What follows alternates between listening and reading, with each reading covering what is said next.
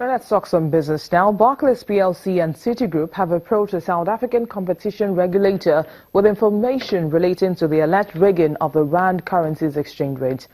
South Africa's Competition Commission had announced last week that more than a dozen local and foreign banks colluded to coordinate trading in the South African and US currencies. Barclays referred to a statement made last week confirming its cooperation with regulators, while Citigroup, which has also said it's working with the regulators, was not immediately available for comment.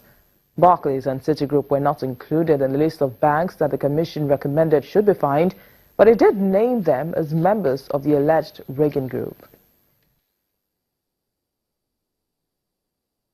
Well, staying with that story, the chief economist, National African Federation of Chambers and Commerce and Industry in South Africa, Mr. Landiwe Malangu, is recommending a stiffer penalty for the banks found guilty of forex rigging. In an exclusive interview with South Africa Bureau Chief Betty Dibia, Mr. Malangu believes a stiffer penalty is necessary to deter banks from engaging in such malpractice in the future.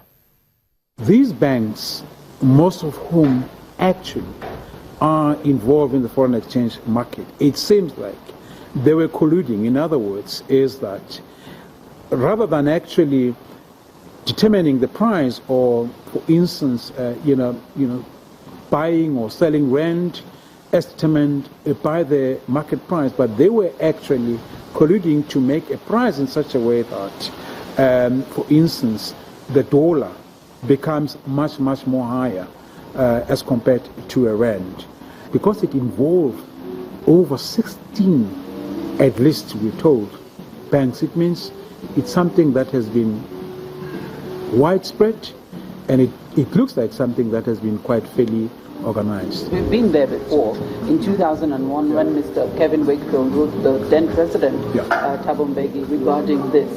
And then you still had people who were saying this is a case of patriotism versus business, and profitable business as well.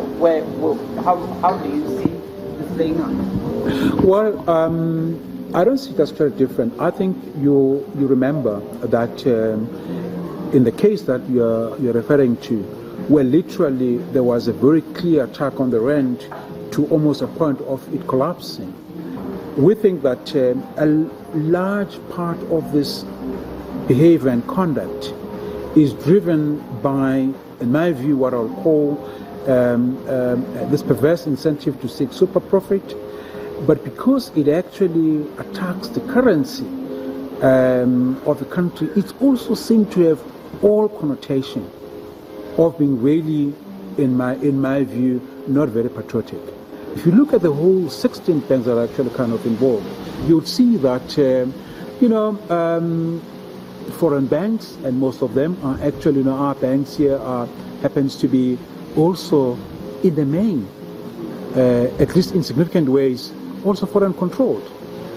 So yes, I'm not connecting the dots that don't connect, but we think that the issue of foreign ownership and the lack of significant indigenous ownership is partly, responsible for this kind of practices. Let's look at the Reserve Bank. The statement from the Reserve Bank the wording was quite cautious.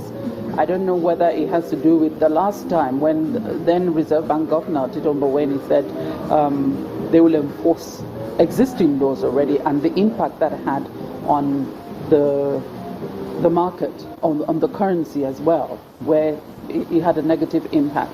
Do you think, or how do you think the Reserve Bank can do this? The Reserve Bank, clearly remember that the constitutional obligation of the Reserve Bank is basically to ensure that they protect the currency of the country. That is their constitutional obligation. And I think you must view the statement of the Reserve Bank in that light.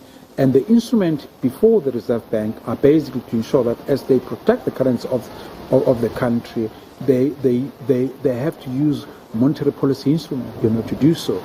So they're not really in the realm of actually, if you like, enforcement, as it were. And that is why we also welcome the statement when they said, if that practice it's as widespread as it does, and the people who have been found to be guilty of it, stiff penalties must be done. That's what the Reserve Bank have actually said, which I think they're quite correct, and we support them in